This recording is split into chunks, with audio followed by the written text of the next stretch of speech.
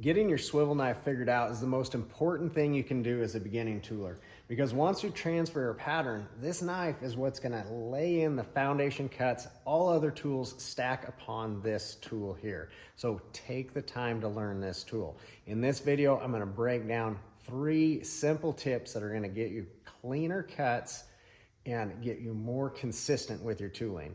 But if you really want to improve, go down, click the link below for a free Swivel Knife Secrets training guide.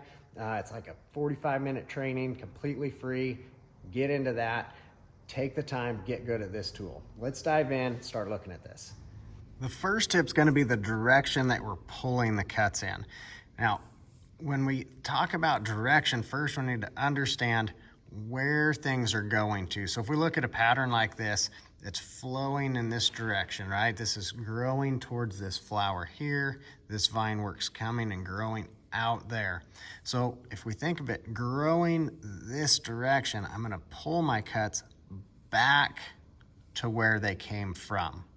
Okay, so if this vine came all the way out here, I'm gonna start this cut and we're pulling those back down the direction that they came from.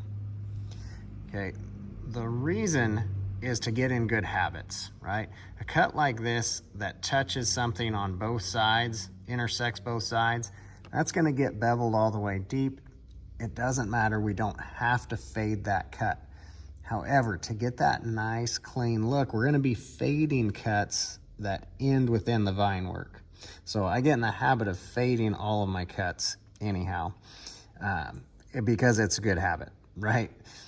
If I fade a cut that doesn't need to be faded, I can always bevel that deeper. But if I cut one all the way deep, start to finish, that needs faded, I can't back up and actually fade that out with my bevel. So when I pull these cuts that end within the vine work, you're gonna see right here what I mean. This cut doesn't run into anything, it just actually ends right here. We want that to fade away to nothing.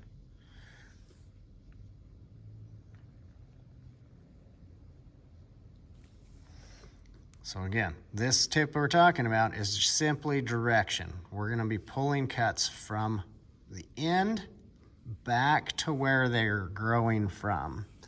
Okay, so if I look at this whole stump that's rolling over here, I'm gonna switch this around so I can pull that cut back in this direction.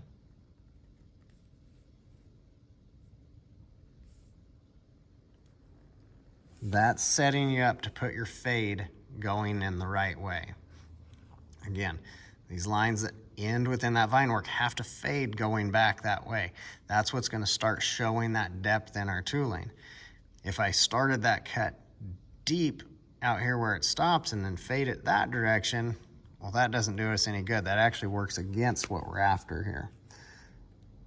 So starting to understand your pattern is gonna help you with this, but pull those cuts back, okay?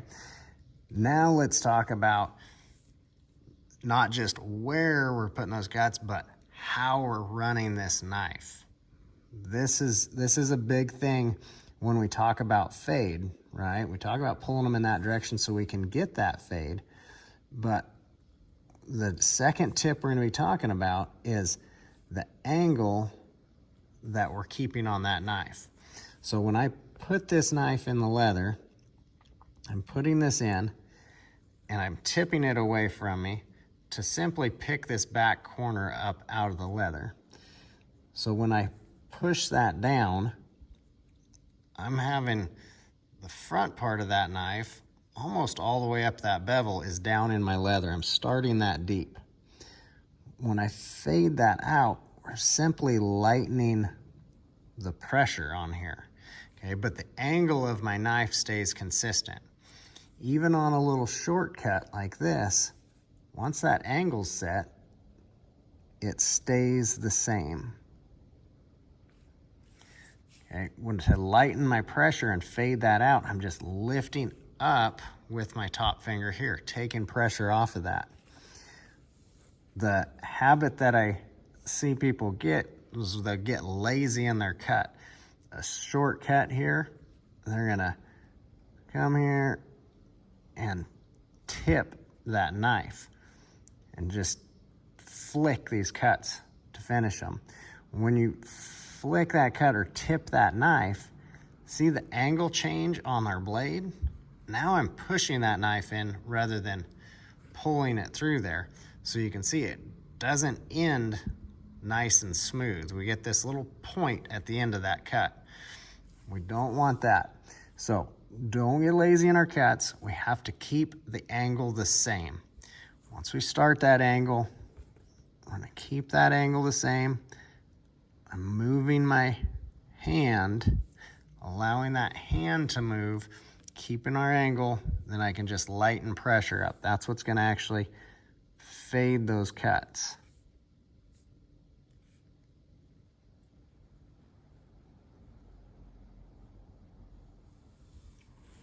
And we get nice smooth fades out of there.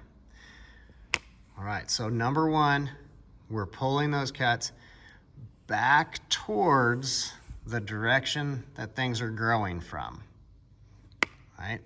Even here in these petals are gonna grow out of the flower center, out towards the end of that petal, so I'm gonna pull my cuts back towards that flower center.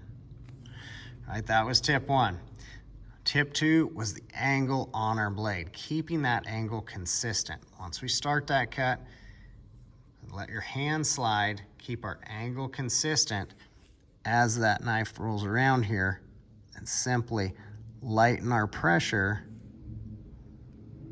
to create the fade. Now tip number three. Tip number three I want to get into is on our side to side of that knife. Okay, this is gonna help clean up a lot of cuts, especially when you get into tighter circles around here.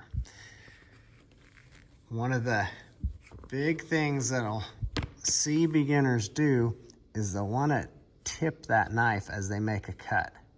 And by tipping that knife, what they're trying to do is see their line, is why most people tip their cut, or tip their knife in that cut.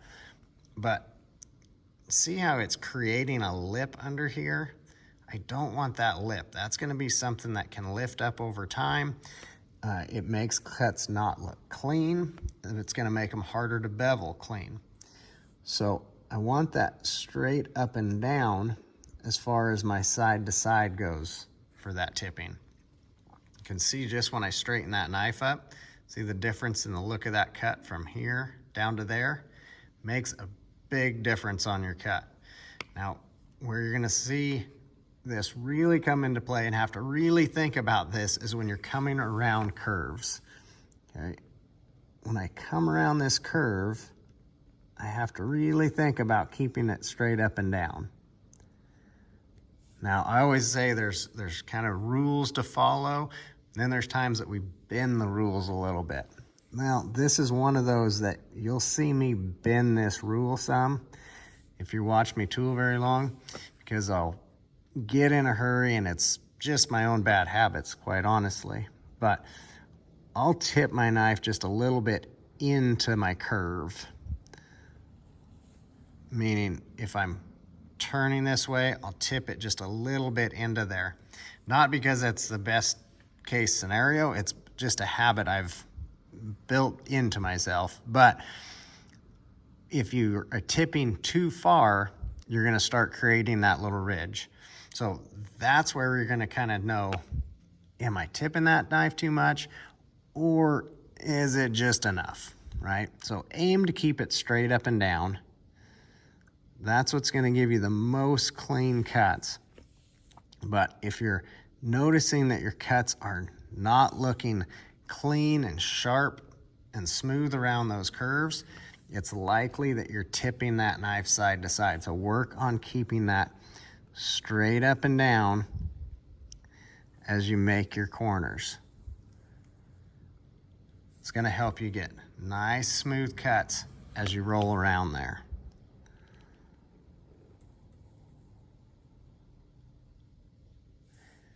And again, if you're serious about improving with this swivel knife, getting this tool dialed in. Check the link down in the description below for my free Swivel Knife Secrets training guide. Not only going to touch back on these tips again, but give you a whole lot more. It's over 40 minutes of training for free for you to help get good at this knife. Whether you're using a knife like this or one straight out of our beginner's kit, they're all going to work the same. We have the same fundamentals in running those knives. We're going to keep those straight up and down as far as side to side. I'm going to keep a consistent angle as I pull that knife towards me, finishing my cuts, just lightening my pressure on there. So regardless of the knife, the fundamentals and how we run those is going to be the same. So if you're ready to get going, click down that link, get in that training. Remember, this is the most important tool when it comes to your leather tooling.